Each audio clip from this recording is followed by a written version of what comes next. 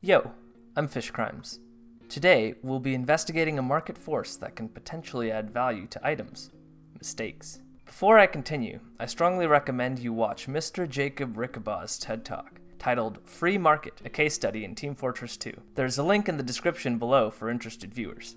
Furthermore, I would like to thank Dr. David Janae Kyle, who helped me conceptualize this idea and made this concept more clear to me.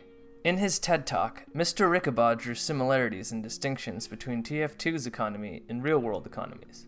Among the similarities were the bartering system in TF2 having some of the same problems as real-life bartering systems, conspicuous consumption, marketplaces or bazaars available to find specific items, anchoring to currencies, inflation, growing wealth inequality, and market crashes.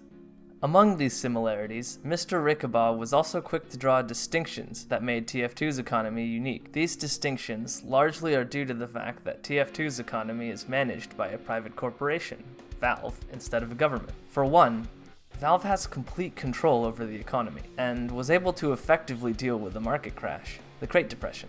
Many people predicted a rollback amongst all the trades, which goes to show the power Valve has. The last distinction Mr. Rickabaugh drew was inflation. Ordinarily, governments would want to combat this to increase the value of their currency. Valve, however, has no reason to increase the value of refined metal, as doing so would mean people would have less reason to buy into the premium currency, keys.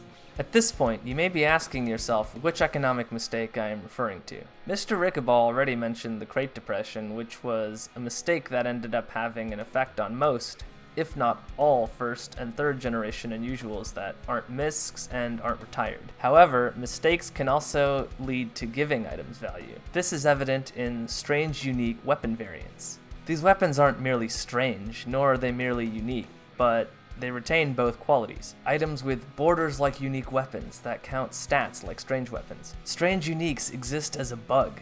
For a very short period of time after an update, stranges unboxed out of a crate were unboxed as strange unique variants, in lieu of simple strange variants.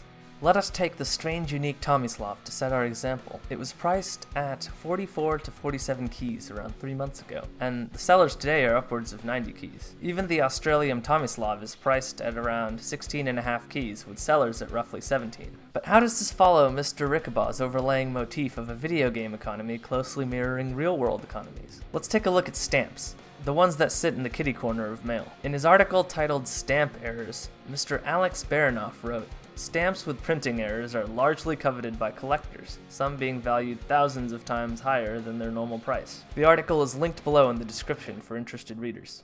While I personally don't have any experience stamp collecting, I can show you firsthand how valuable of an investment Strange Uniques have been for me. I sold the Strange Unique Sandman for 30 keys after purchasing the Sandman and a Strange Unique Grenade Launcher, both for 30 keys, about 2 months prior. I was also offered 80 keys pure for my Strange Unique Lock and Load and my Strange Unique Overdose, after purchasing them both for a total of 35 keys. I could have just as easily made my point using other Strange Unique items, but I figured if I paid as much as I did for them and got to personally experience them, I may as well flex them on my big boy YouTube channel. That being said, that just about wraps up this video. All things considered, Mr. Rickabaugh drew some fascinating parallels between a video game economy and a real-world economy. What Mr. Rickabaugh either missed or did not have time to cover was the fact that mistakes also exist in these economies, and that mistakes are capable of adding value to items, much like in the real world. P.S. Expect Strange Uniques to get their own video at some point, rather than as an addendum to a bigger point. I was able to get Hack the Gibson, the #1 Strange Unique collector, to agree to an interview. Stay tuned, and I'll catch you next time.